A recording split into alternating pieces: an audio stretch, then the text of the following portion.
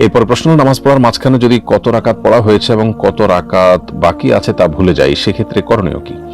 নামাজ পড়ার মাঝে কত রাকাত পড়া হয়েছে এবং কত রাকাত বাকি আছে সেটা যদি আপনি ভুলে যান, এটা যদি আপনার জীবনের প্রথমবারের মতো হয়, তাহলে সেক্ষেত্রে নামাজটা নতুন করে পড়াই উত্তম, নতুন করে পড়বেন। আর যদি মাঝে মধ্যে আপনার এরকম হয়, তাহলে সেক্ষেত্রে আপনার প্রবল ধারণা যেটা দিকে হয়, 3 রাকাত না 4 রাকাত সন্দেহ হলে 3 রাকাত দিকে যদি প্রবল ধারণা হয় বা 4 রাকাত এর ধারণাটা যদি প্রবল হয়, তাহলে সেটাকে ধরে আপনি নামাজ পড়বেন। আর যদি কোনো দিকেই প্রবল ধারণা না থাকে, তাহলে সেক্ষেত্রে আপনি সর্বনিম্নটা ধরে নামাজ শেষ করবেন এবং শেষে সেজদায় সাহু দিবেন। যেমন 2 বা 3 কিংবা 3 বা 4 নিয়ে সন্দেহ হচ্ছে, তাহলে কমটা ধরে নিয়ে আপনি নামাজ শেষ করবেন এবং শেষে সেজদায় সাহু দিবেন, নামাজ হয়ে যাবে ইনশাআল্লাহ তাআলা।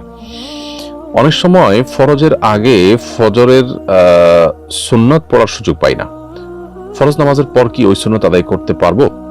উত্তর হলো যে ফজরের ফরজ নামাজের আগে সুন্নাত নামাজ পড়ার সুযোগ যদি কেউ না পান, তাহলে সেক্ষেত্রে কোনো কোনো আলেম সেটাকে ফজরের ফরজ নামাজ শেষে আদায় করার অনুমতি দিয়ে থাকেন সূর্য ওঠার আগে। যদি এক্ষেত্রে তিরমিজিতে একটি বিশুদ্ধ সূত্রে বর্ণিত হাদিস রয়েছে আবু রাদিয়াল্লাহু তাআলা আনহু থেকে, যে নবী সাল্লাল্লাহু আলাইহি ওয়াসাল্লাম বলেছেন, মাল্লাম ইউসাল্লি রাকাতাল ফজরি ফালিসাল্লিহুমা বাদা মা তাতলু'আশ শামস। কেউ যদি ফজরের 2 রাকাত মিস করে থাকে, অর্থাৎ সুন্নাত 2 রাকাত মিস করে থাকে, তাহলে সে যেন ফজরের সূর্য ওঠার পরে আদায় করেন, অর্থাৎ সূর্য উঠে যাবে সে পর্যন্ত অপেক্ষা করে সূর্য ওঠার যে 15-20 মিনিট পরে নিষিদ্ধ সময় পার হয়, তারপরে আপনি এই 2 রাকাত সুন্নাত আদায় করবেন। এটা হলো সবচেয়ে উত্তম, হাদিসে সরাসরি সেভাবে নির্দেশনা দেওয়া আছে।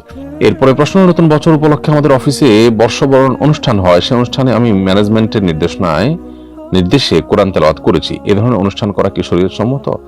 আর এই অনুষ্ঠানে কোরআন তেলাওয়াত করা জায়েজ আছে কিনা?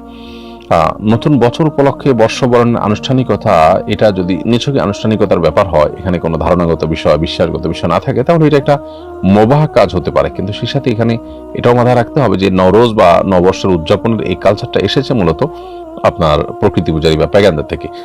সেটার বাইরে যদি কোনো এলাকা আঞ্চলিকভাবে কোনো আনুষ্ঠানিকতা হয়, যেমন নবান্ন উৎসব, নতুন ফসল উঠেছে, মানুষের খুশি লাগা কাজ করেছে, এরকম কিছু থাকে, সেটা ভিন্ন বিষয়। সেরকম কিছু যদি হয়, তাহলে সেক্ষেত্রে এটি জায়েজ হতে পারে এবং সেখানে কোরআন তেলাওয়াত করাও নিষিদ্ধ কোনো বিষয় হবে না।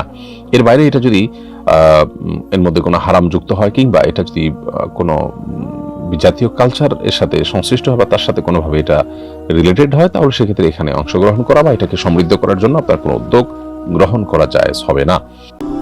Voice of Quran